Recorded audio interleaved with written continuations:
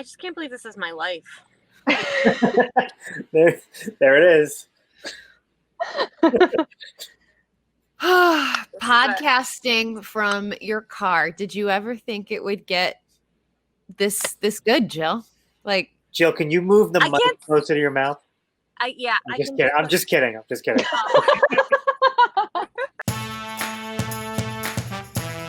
What's up, everybody? Welcome to the Call Up presented by Heineken. Guys, it's 2020. We gotta do with what we gotta do. For those of you that don't know, in the Northeast right now, we're getting the after effects of a hurricane. We're getting the hurricane. I'm not totally sure, but the weather is rough, and I'm shacking up with the parents, and their internet's out, their lights are out, so it's dark. So I am just scavenging off random plazas, internet connections, all to bring you some fantastic interviews today with Thomas Hasal, the darling, the kid that stood on his head, Suze, as you put it so well, against Sporting Kansas City, third string goalkeeper for the Vancouver Whitecaps, rising up when the time was needed. And then we finally get the answer from Orlando City's Tesho Akindele of who the heck are the underdogs, because they're going up against the underdogs in Minnesota. So he's got something to say about it. I love that this is such a very Canada heavy episode, and you're wearing like your sort of buffalo print shirt, and it just feels very appropriate, and I'm so here for it. But you guys, if you're watching this right now, Jill is in her car because she is a trooper and the best darn coworker you could ever imagine, because this is dedication, folks. She is literally just poaching free Wi-Fi wherever she can get it to do this podcast. So, Jill Sakovitz, you're a hero. And can I say one thing before we get? I wanted to meet Thomas Hasal so bad, and that was the only part of this, knock on wood, so far, that the internet of strangers went out. So darn it. But Sue, thank you for carrying us on one of the interviews. I so appreciate you. We missed you. On that Canadian note, I think this was one of our nicest interviews ever, and I wouldn't expect anything less. Okay, so let's get to our here for thises, because we've got some good ones. And our first one up, Jill. So if you have been watching the MLS is Back tournament, and you absolutely should be, you will have noticed that there is a new audio element in the broadcast, and that is of the VAR. So when a call goes to VAR, they are mic'd up, and we can actually hear the discussion. And I cannot tell you how here for this I am. It adds a whole new level of transparency. You hear the conversation, you hear them speak. The penalty call on Minnesota in the quarterfinals, you actually hear him say, he asks if he'll play it at 50% and then asks to play it in real time so he can make the adjustment. It's just, it's something that we've never, ever been privy to, and it's as not just fans. No, and it's not just the fans. I can tell you from being on the sideline, when you see him kind of put his finger to his ear, the official, you're like, oh, they're calling it back. And then we speculate, was he offside? What was it?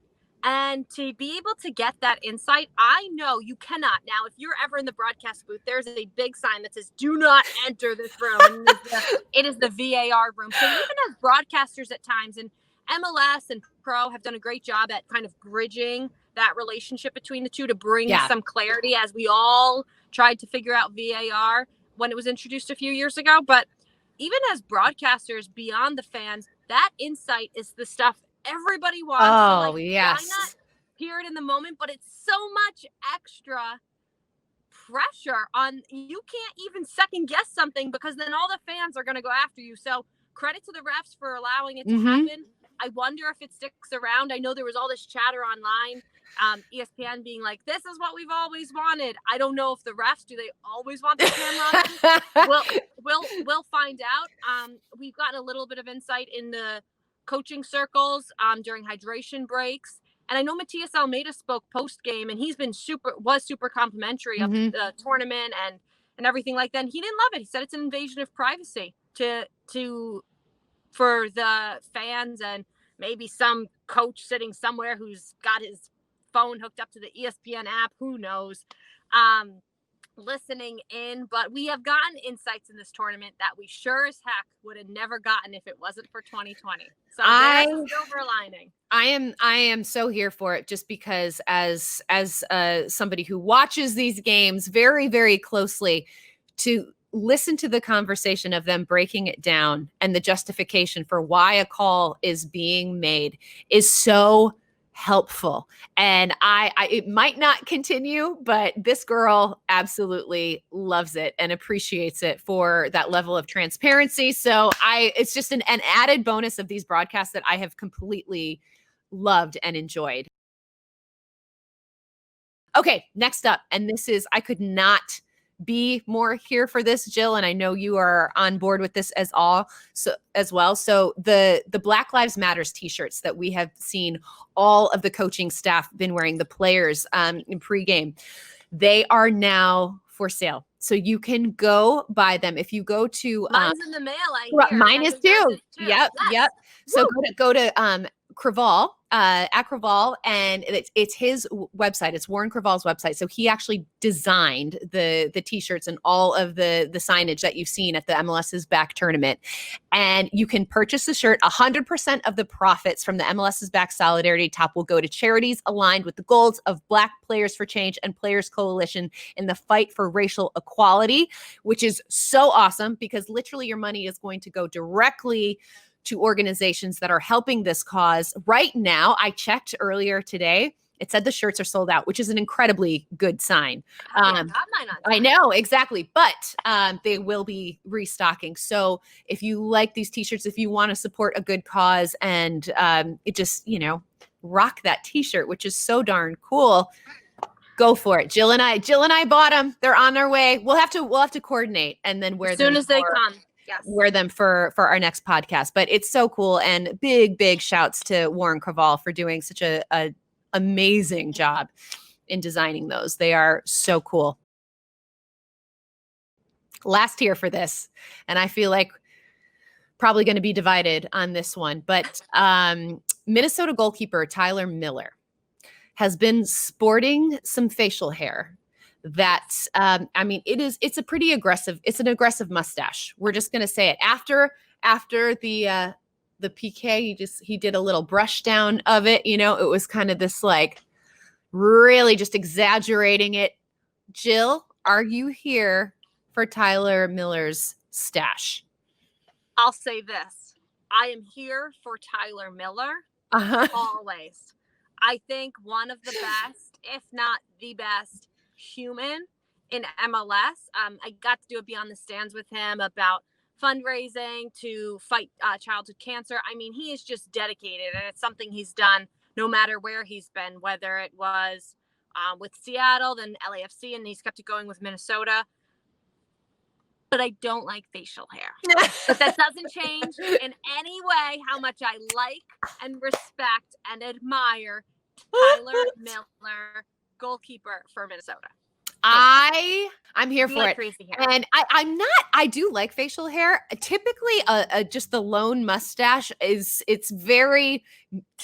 just depends, right? It depends on who's rocking it. For whatever reason, I think Tyler Miller just rocks this look. And I love that it's kind of like this thing. And the way he acknowledges it and kind of, like uses it for the camera. Isn't there a reason for this mustache? I believe it's for the tournament. I think it was like specifically for the tournament. So my question is, they've been doing well. Minnesota are in the semifinals. If they keep winning, Jill, does he have to keep this thing above his lip?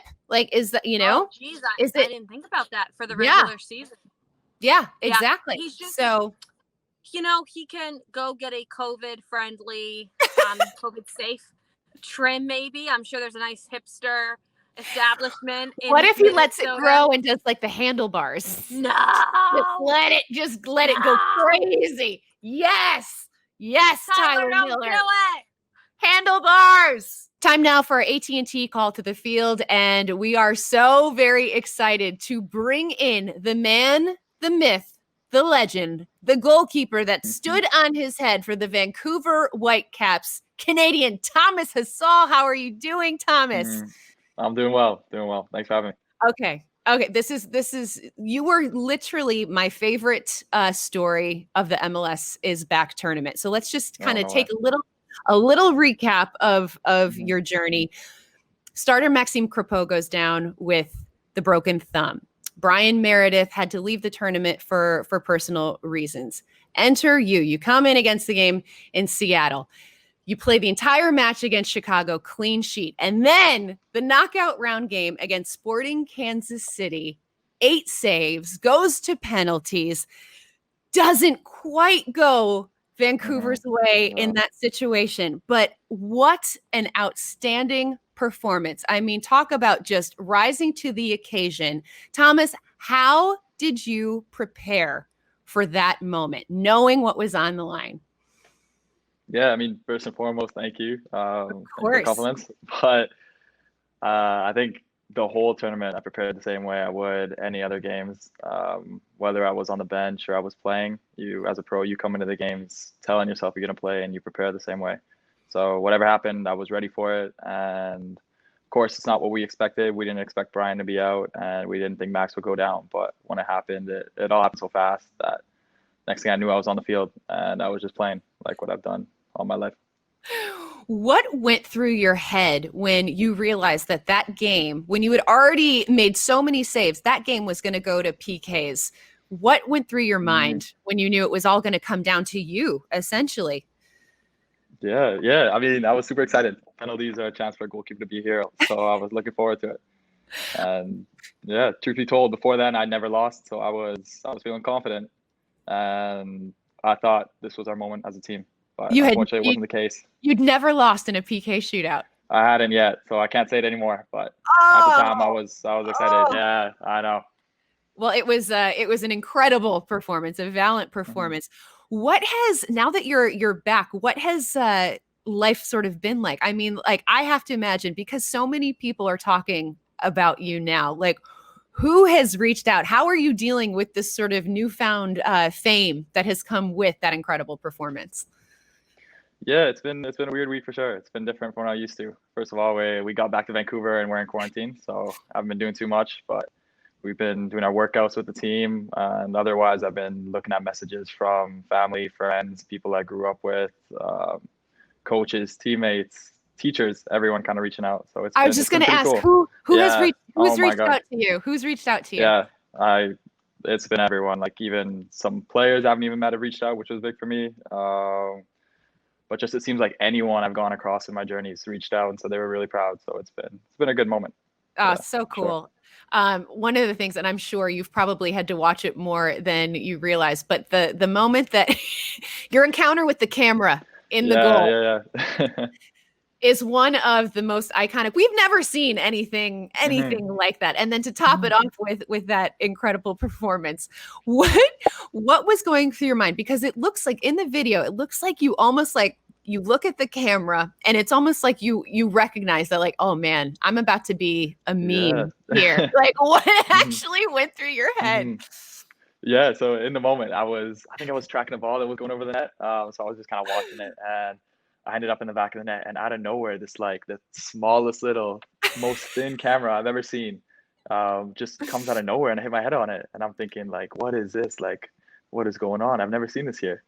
And then once I hit it, I was thinking in my head, I was like, at first I was a little pissed, to be honest. I was like, why is it here? But then I thought, oh God, I hope this thing's not on.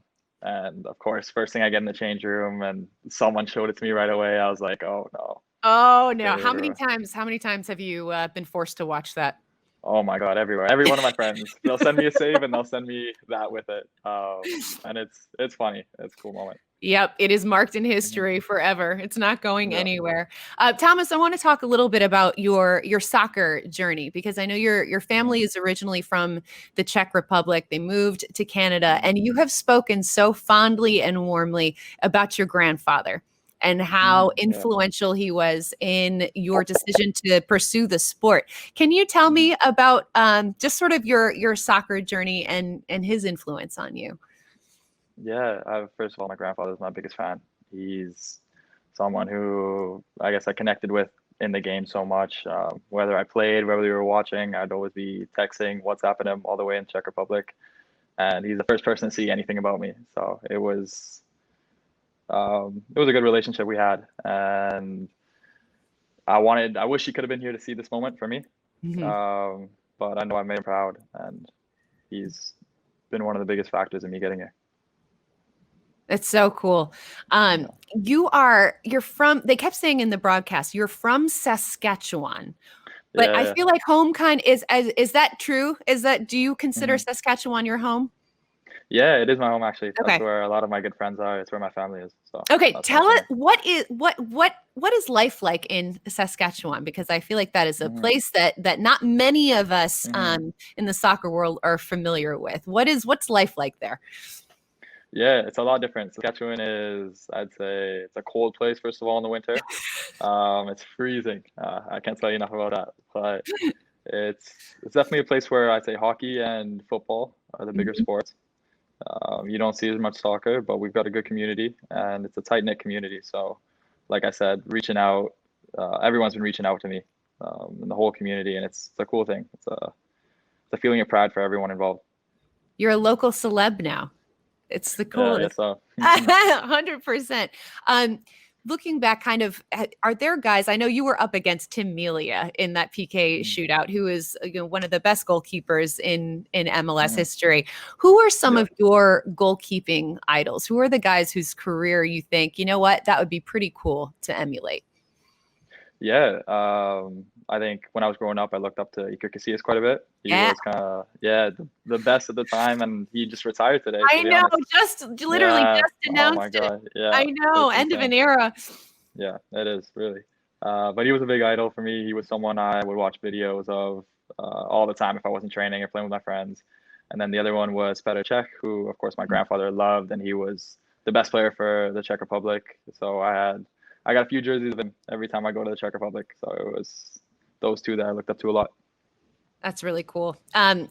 We got kind of a little inside scoop on the pregame talk that your coach, Mark Dos Santos, gave to you guys ahead of that game against Sporting Kansas City.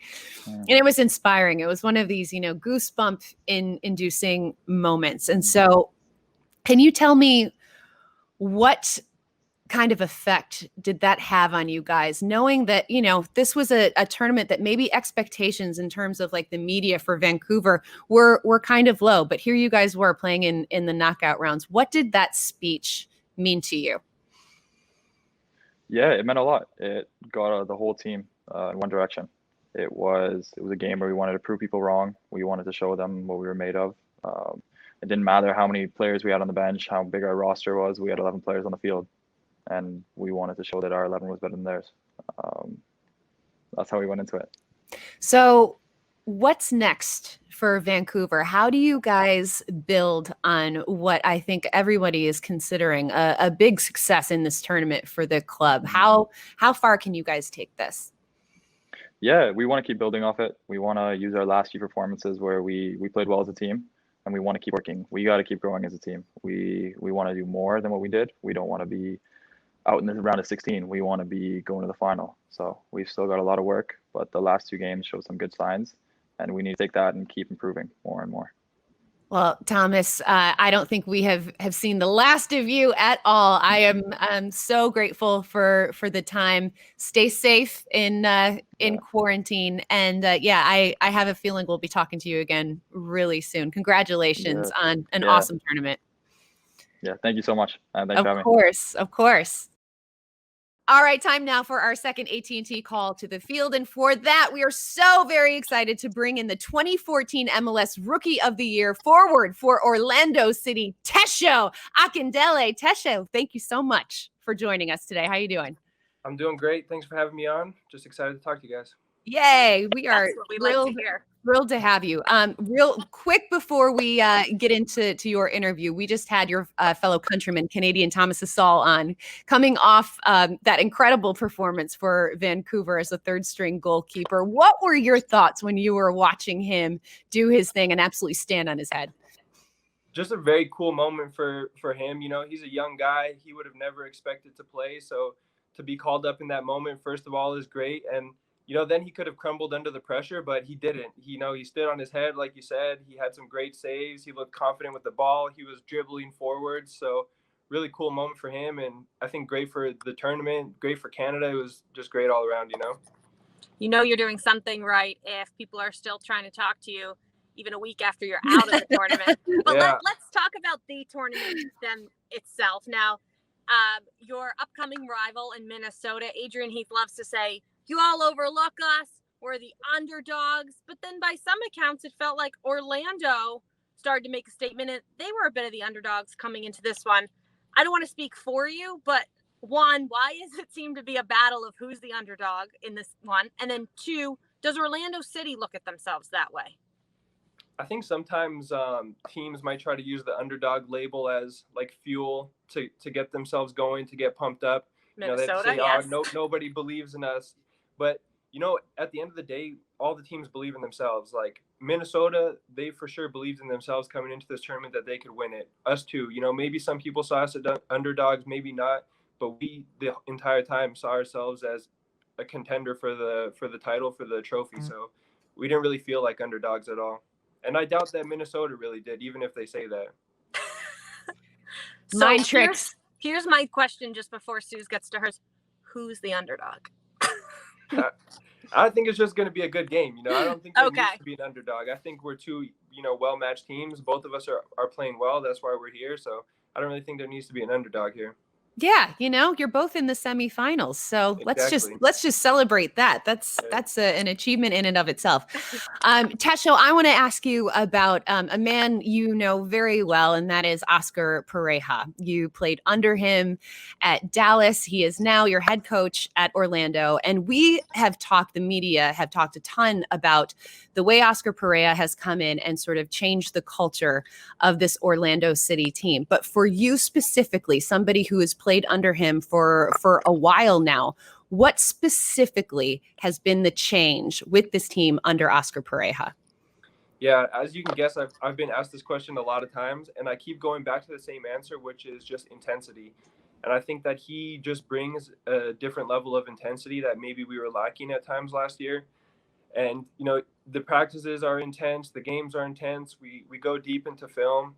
And intensity is a good thing, too. I think it just raises everybody's level. It makes sure we're competing with each other at all times. And I think it's paid off on the field.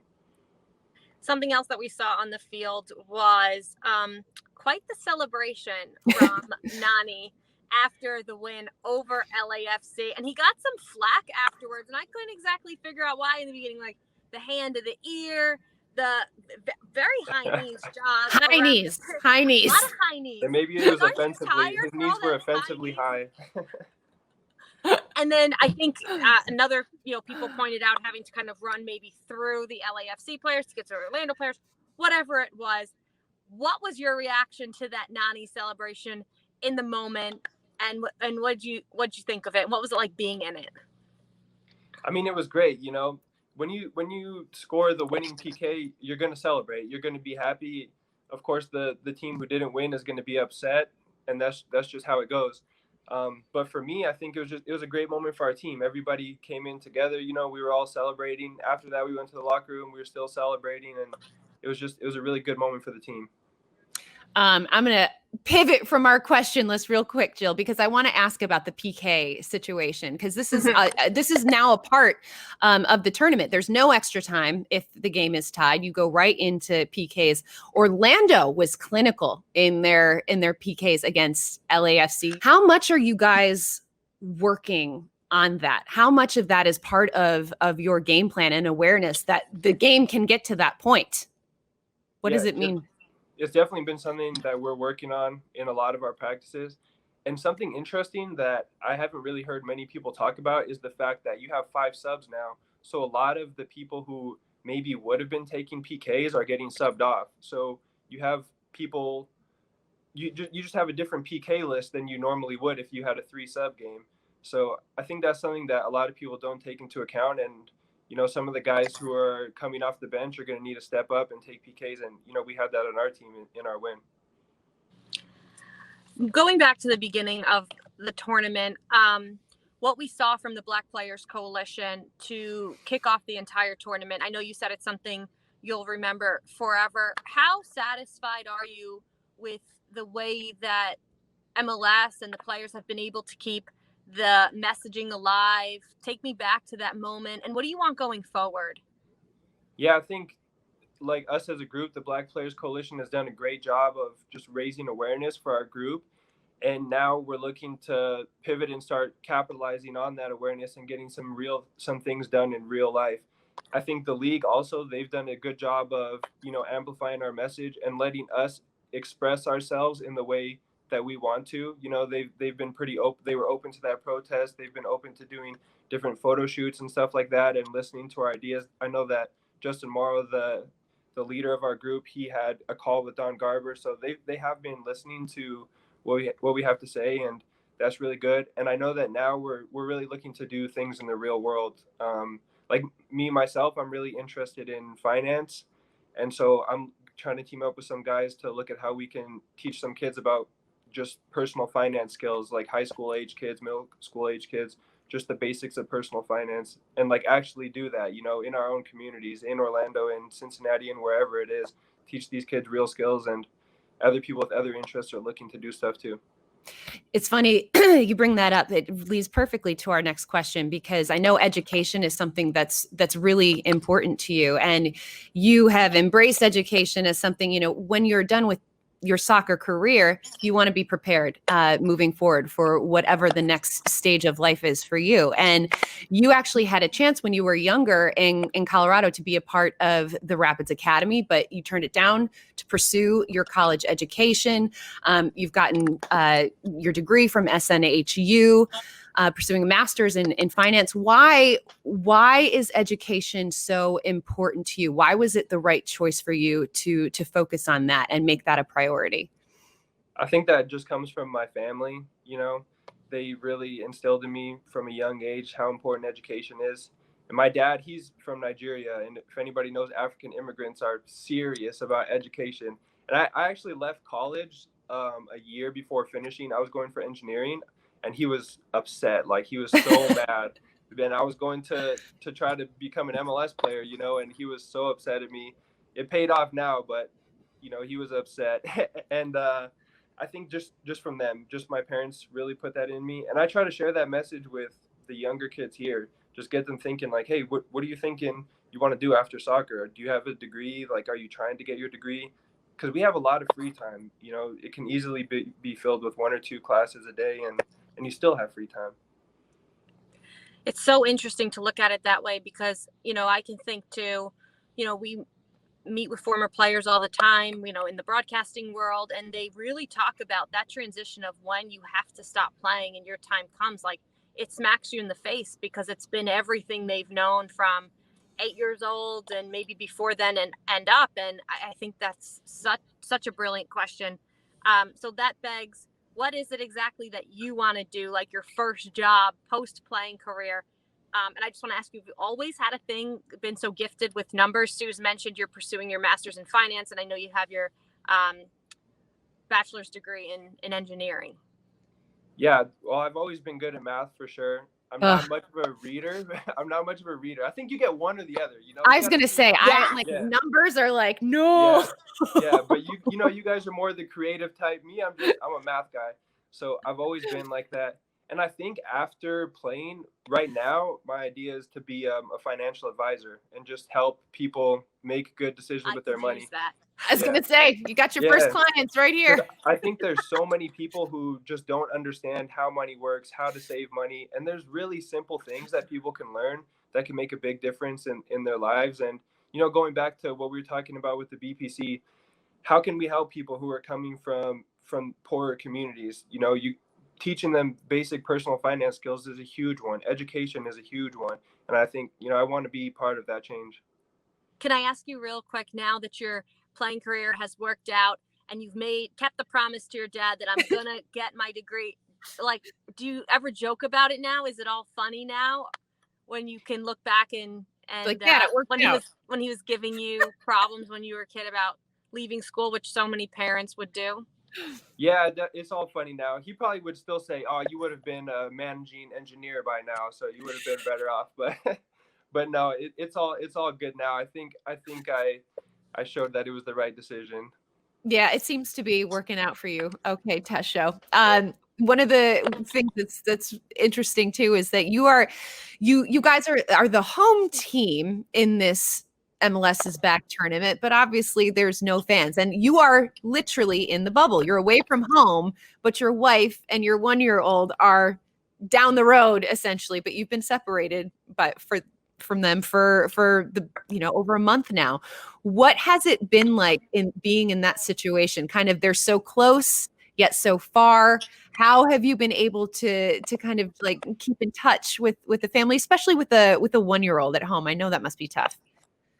Yeah, I mean, it doesn't really feel like we're the home team when you haven't seen your family in so long. You know? And like you said, we are very close, but we don't leave the bubble at all. We go to practice and we're in the hotel. That's it.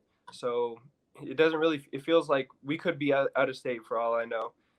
And it's been tough for sure. FaceTime has made a big difference, but the hotel Wi-Fi is not that great. We obviously had some bad connection problems at the beginning of this podcast. We fixed it. But yeah, it's tough to FaceTime. And even then, my son, he's not interested in looking at me on FaceTime and saying, he might say hi to me and then he runs off and plays with his stuff. But, my wife has been just a complete hero through this whole thing. She's working a full-time job. She's taking care of a kid. And she was actually studying to get her CPA when we first left. And she's just been doing crazy stuff. And so she's a hero in this whole situation. Hats off to all what is her name and what does she do for a living? Her name's Taylor, and she's an accountant. And she just passed all 4 of her CPA tests. She passed Taylor.